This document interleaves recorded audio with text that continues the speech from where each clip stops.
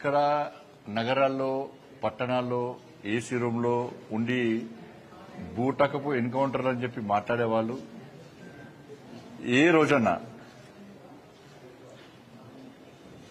తుపాకీని వదిలి వచ్చి లొంగిపోండి, ఇది మంచి పద్ధతి కాదు అని చెప్పి వాళ్ళ ప్రాణాలు కాపాడే ప్రయత్నం వీళ్ళు చేసిరా ఈ అర్బన్ నక్సల్స్?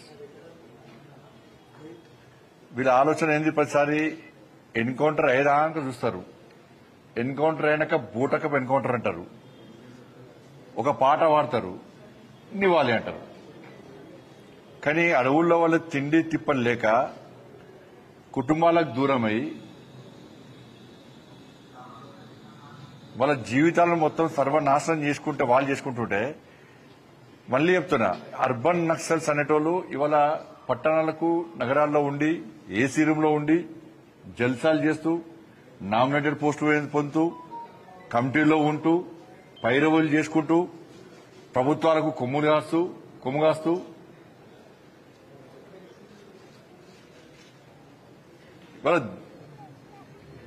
దాన్ని మీరు ఒకవైపు ఏమంటారు, రాజ్యాంగాన్ని కాపాడాలని చెప్పి ఆందోళన చేస్తారు, మరి రాజ్యాంగానికి వ్యతిరేకంగా తుపాకీ పెట్టి కాల్స్తా అంటారు. ఇవాళ నరేంద్ర మోడీ గారి ప్రభుత్వం, నరేంద్ర మోడీ గారి యొక్క ప్రభుత్వం యొక్క లక్ష్యం ఏంది? మాకు అభివృద్ధి, సంక్షేమము, ఈ దేశాన్ని శక్తివంతమైన భారతదేశ నిర్మాణంగా తయారు చేయాలి, అగ్రరాజ్యాల్లో చేర్చాలని చెప్పి ఒక ఆలోచన. అందుకే ఇవాళ అమెరికా, చైనా, రష్యా, జపాన్ సరసన చేరిన దేశం భారతదేశం. ఆర్థిక ప్రగతిలో 4వ స్థానానికి చేసిన గొప్ప వ్యక్తి నరేంద్ర మోడీ గారి యొక్క ప్రభుత్వం, నరేంద్ర మోడీ గారు. మా లక్ష్యమైంది 2047 మా టార్గెట్. 2047లో అభివృద్ధి చెందినటువంటి భారతదేశంగా అగ్రరాజ్యంగా మార్చాలి అని చెప్పి మా లక్ష్యము. 2047 అగ్రరాజ్యంగా మార్చాలి, అభివృద్ధి చెందిన దేశంగా మార్చాలని చెప్పి వికసిత్ భారత్ లక్ష్యంగా మేము ముందు పోతాం. మీ లక్ష్యం అని చెప్పండి. మీ లక్ష్యమైంది తుపాకులు పెట్టి కాల్చి చంపడం. మేం చేస్తున్న, నరేంద్ర మోడీ గారు చేస్తున్న, ప్రభుత్వం చేస్తున్న అభివృద్ధి మీకు కళ్ళ కనబడతలేదు. 25 కోట్ల మందిని పేదరికం నుంచి బయటకు చూసిన వ్యక్తి పరిస్థితి మీకు కనబడతలేదు. ప్రధానమంత్రి ఆవాస్ యోజన కింద పేదలకు ఇచ్చే మీ ఇండి కనబడతలేదు. మీలక ఖాళీ ప్లేస్ ఉంటే జెండాలు పెట్టి గుడిసెలేసి ల్యాండ్ ఓనర్స్ తో మాట్లాడుకుని పైసలు దొబ్బి మీరు వేసిన గుడిసెలలో జెండాలో ఎంతమందికి ఇండ్లు ఇప్పించారు? మీరు ఎంతమంది గుడిసెలు కట్టించారు? మీరు చెప్పండి. ప్రధానమంత్రి ఆవాస్ యోజన కింద 4 కోట్ల మందికి దేశంలో ఇండ్లు కట్టించిన ఘనత నరేంద్ర మోడీ గారి. పేదోళ్లకు రేషన్ బియ్యం ఇస్తున్నాం. 10 లక్షల మందికి రోజ్గార్ మేళా పేరు మీద ఉద్యోగాలు ఇచ్చినాం. అంత పేదోళ్లే, ఏం పైరవులు లేవు, పేపర్ లీకేజ్ కాలే. గ్రామీణ వ్యవస్థను పూర్తిగా గాంధీ మహాత్ముని యొక్క ఆశలకు అనుగుణంగా మేము అభివృద్ధి చేసే ప్రయత్నం చేస్తున్నాం.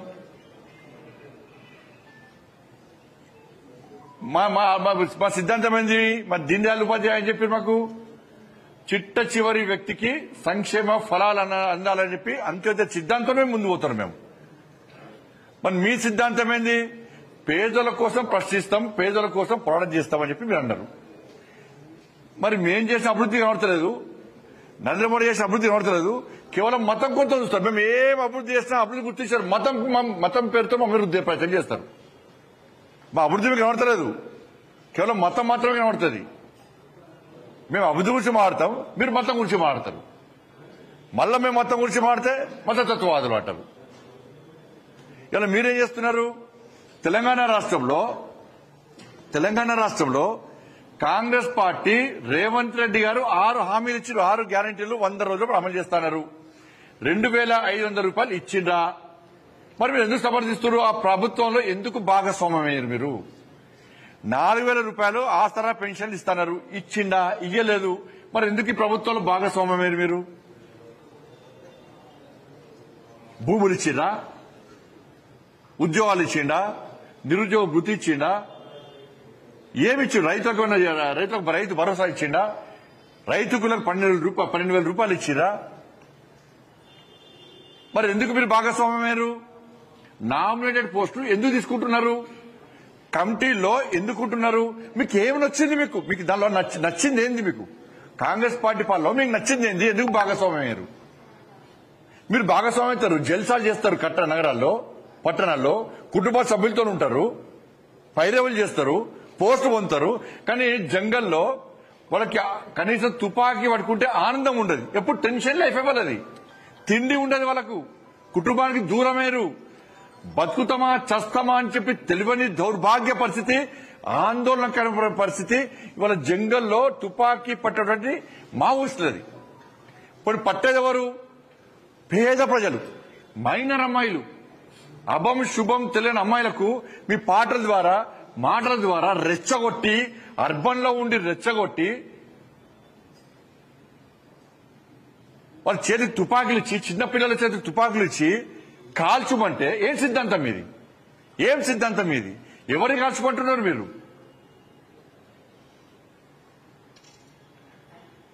మేము ఇవన్నీ ఇలా మీరు ఇక్కడ రెచ్చగొడతారు. పోనీ 10 రోజులు తుపాకీ పట్టుకొని జంగాల్లో తిరిగితే ఈ అర్బన్ నక్సల్స్ తెస్తుంది. పాప వాళ్ళేమో చచ్చిపోతారా? ఇలా ఇంకొక లొంగిపోయిన నక్సల్ గురించి మాట్లాడాను.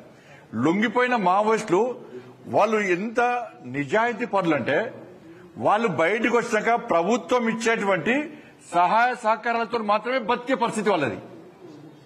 కానీ అర్బన్ నక్సల్స్ వాళ్ళేమో త్యాగం చేయాలి, వాళ్ళు తిండి తిప్పలున్నది, వీళ్ళేం చేస్తారు? కోట్ల రూపాయలు సంపాదిస్తారు.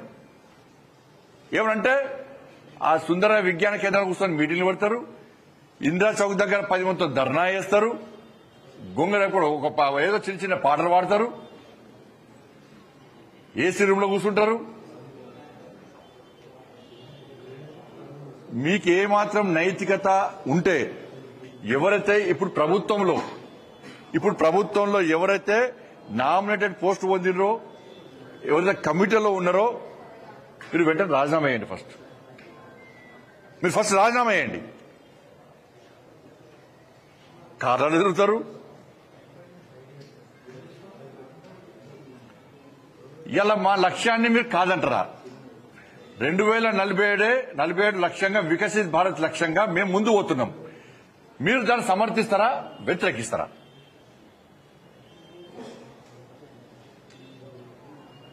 ఇంత జరుగుతుంటే, ఎన్కౌంటర్లు జరుగుతున్నాయి, వాళ్ళు పోలీసులుగా కాల్పులు జరుపుతున్నారు. ఇంత జరుగుతుంటే కనీసం మానవత్వంతో లొంగిపోండి అని చెప్పేటువంటి ఆలోచన లేకున్నటువంటి ఇంత మూర్ఖత్వపు ఆలోచన సిద్ధాంతం ఏది మీది? పెద్ద పెద్ద నాయకులు అందరూ లొంగిపోతున్నారు. లొంగిపోయిన వాళ్ళందరూ కూడా వెంటనే లొంగిపోండి, పరిస్థితులు బాగలేవు, దేశం మారింది, దేశ పరిస్థితులు మారినాయి అని వాళ్ళు గుర్తించారు. జంగల్లో ఉన్నోళ్ళు గుర్తించారు. మోడీ గారు చేసే అభివృద్ధిని జంగల్లో ఉన్నోళ్ళు గుర్తించి, కానీ ఈ అర్బన్ లో ఉన్నటువంటి అర్బన్ నక్సల్స్ మాత్రం గుర్తిస్తలేరు.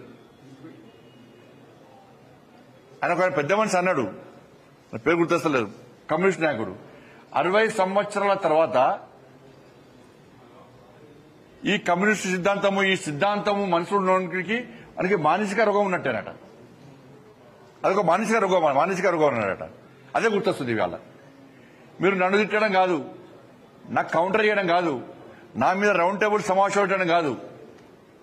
ఇప్పటికైనా మీరు ఆలోచించండి, ఆత్మ విమర్శ చేసుకోండి.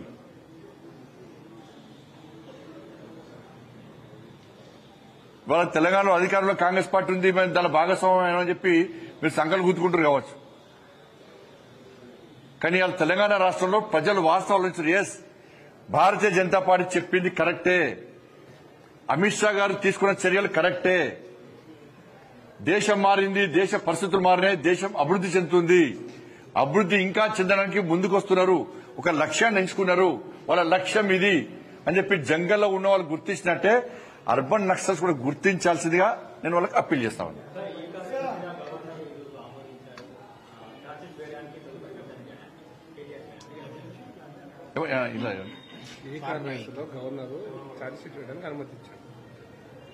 ఇప్పుడు ప్రభుత్వం ఎన్నో విమర్శించింది కదా, ఇప్పుడు చెప్పాలి, రాష్ట్ర ముఖ్యమంత్రి సమాధానం చెప్పాలి, ఏం చేస్తారని. అది ఇన్ని రోజులు గవర్నర్ ఆమోదం పర్మిషన్ ఇవ్వద్దనే కాంగ్రెస్ పార్టీ కోరుకున్నది.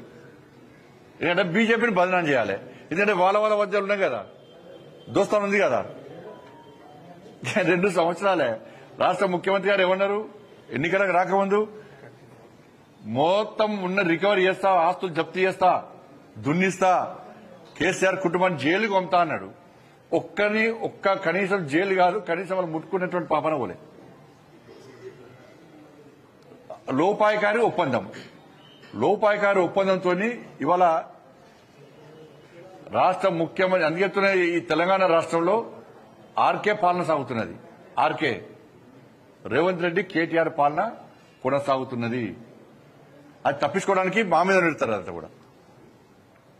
ఇలా కానీ గింత అవినీతి జరిగిందని చెప్పి ఎన్నికల ముందు ఆరోపణ చేసిన రాష్ట్ర ముఖ్యమంత్రి ఏ ఒక్కదాన్ని చర్య తీసుకోకుండా ఏమంటే గవర్నర్ ఫైల్ పంపడము, గవర్నర్ పెండింగ్ ఉంది, సిబిఐ కన్నా ఢిల్లీలో పెండింగ్ ఉంది. నీ చేతుల్లో ఫస్ట్ ఏ రాదు? ఇక కేసీఆర్ బీఆర్ఎస్ గవర్నమెంట్ లో అవినీతి ఏం జరగలేదంటే ఒప్పుకుంటారు వీళ్ళందరినీ.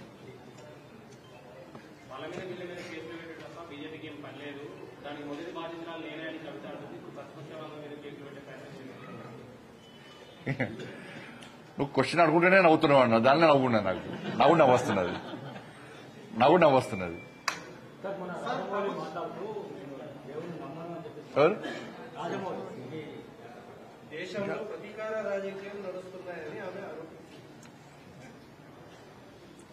మేము చెప్తున్నాం కదా, దేశం అభివృద్ధి చెందుతున్న విషయం వాళ్ళ కళ్ళకి కనబడతలేదు. ఈ ప్రతి విమర్శలకే పరిమితమైన విపక్ష పార్టీలన్నీ కూడా ప్రతీకారం తప్పు చేసేటోళ్లను, అవినీతికి పాల్పడోళ్లను ఎట్టి బస్సులో నరేంద్ర మోడీ గారి ప్రభుత్వము క్షమించదు కూడా.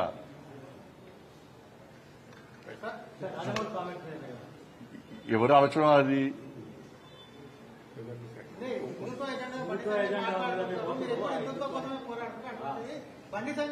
బండి సంజయ్ అభివృద్ధి గురించి మాట్లాడితే అది కళ్ళకు కనబడతలేదు. నేను నిన్న మాట్లాడినా, మొత్తం అభివృద్ధి గురించే మాట్లాడినా. కానీ మీడియా కానీ సోషల్ మీడియాలో ఏమి ఇచ్చారు మళ్ళీ హిందుత్వం ఇస్తారు. ఇక మీడియాకి కావాల్సింది సంచలనం. కానీ నేను మాట్లాడే అభివృద్ధి గురించి ఇవాళ అప్పుడు అర్బన్ నక్సల్స్ లెక్కనే అయిపోయింది పరిస్థితి. మేము అభివృద్ధి గురించి వాళ్ళకి కనబడుతుంది, వాళ్ళకు కూడా మొత్తం కనబడుతుంది. కానీ మళ్ళీ మీడియా మిత్రులకు విజ్ఞప్తి చేస్తున్నాను, నేను మాట్లాడుతున్న అభివృద్ధి గురించి కూడా అప్పుడప్పుడు చూపెట్టాను జరా. ధన్యవాదాలు. ఆయన ఆలోచన ఎవరు ఆలోచన వాళ్ళది.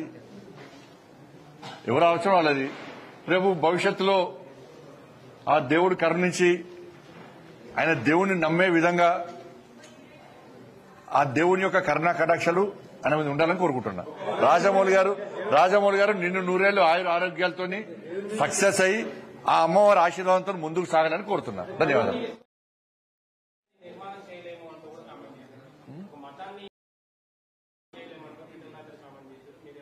మతాన్ని ఏ మతాన్ని విస్మరించద్దు.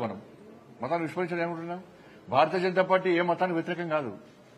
అన్ని మతాలను సమానంగా చూడమనే పార్టీ భారతీయ జనతా పార్టీ. సబ్కా సాత్, సబ్కా వికాస్, సబ్కా విశ్వాస్, సబ్కా ప్రయాస్. మేము నేషనల్ హైవేస్ ఇస్తున్నాం. దానిలో హిందువులకు ఇస్తున్నాం. ఆ నేషనల్ హైవేస్ అన్ని మతాలు అవుతున్నాయి. ప్రధానమంత్రి ఆవాస్ ఇండ్లు ఇస్తున్నాం, ఓన్లీ హిందువులకని ఇస్తున్నాం. నరేంద్ర మోడీ గారు అన్ని మతాలకు ఇస్తున్నాం. మేము బియ్యం ఇస్తున్నాం, రేషన్ బియ్యం ఇస్తున్నాం, అన్ని మతాలకు ఇస్తున్నాం. రైల్వే నిర్మాణం తిరగబోతున్నాం, ఒక హిందువులకు ఇస్తున్నాం. అందరూ పోతున్నారు. టాయిలెట్స్ ఇస్తున్నాం, అన్ని మతాలకు ఇస్తున్నాం. ఏదైనా కూడా అన్ని మతాలను కలుపుకొని ముందు పోయేటువంటి ప్రయత్నమే భారతీయ జనతా పార్టీది. కానీ అన్ని రాజకీయ పార్టీలు కూడా ఇదే ధోరణితో ఆలోచించాలని మాత్రం చెప్తున్నాం. ఒక మతాన్ని కొమ్ముగాసే ప్రయత్నం చేయకండి, విభజించి పాలించు అనేటువంటి ప్రయత్నం చేయకండి అని చెప్పి మేమంటున్నాం. భారతీయ జనతా పార్టీ ఏ రోజు కూడా ముస్లిం మతాన్ని కించపరచలే, ముస్లింల మనోభావాలు దెబ్బతీసే ప్రయత్నం చేయలే, ఎక్కడ ఏ మసీదు కూలగొట్టలే, ఎక్కడ ఏ దాడులు జరగలే, ఎవరిని హత్య చేయడం కూడా తప్పే.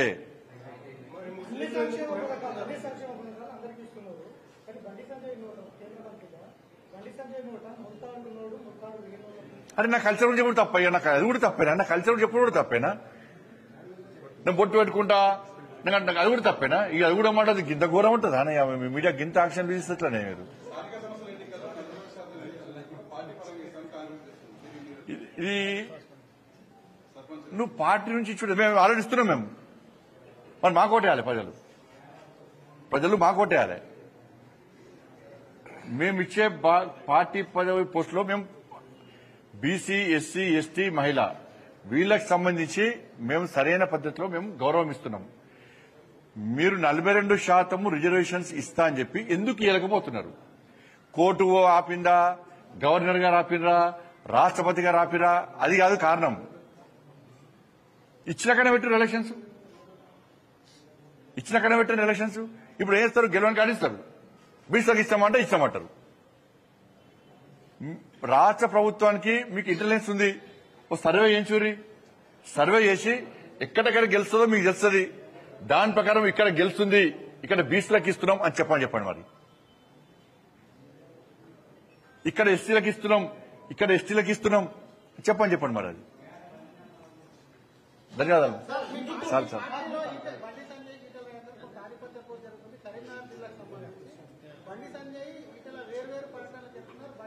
నువ్వు డిపార్ట్మెంట్కి వీడుతావు ఓకే. మా నాయకులు ఈ భేదాలు, అభిప్రాయ భేదాలు అనేటివి అవాస్తవము. బండి సంజయ్గా నేను పార్టీ సిద్ధాంతం కోసం పనిచేస్తా, పార్టీ జెండా కింద పనిచేస్తా, పార్టీ ఏది చెప్తే అది చేస్తా, మా అధినాయకత్వం ఏది చెప్తే అది చేస్తా, కమిట్మెంట్తో పనిచేస్తా, కష్టపడి పనిచేస్తా, పార్టీ కార్యకర్తల కోసం పనిచేస్తా. ఇది నా ఆలోచన. నా మీద ఇంకెవరికైనా వేరే అభిప్రాయ భేదాలుంటే అవి మనసులో తీసేయండి. నా గురించి మంచి ఆలోచించండి, పార్టీ గురించి మంచి ఆలోచించండి మాత్రం కోరుతున్నా. ధన్యవాదాలు అందరికీ.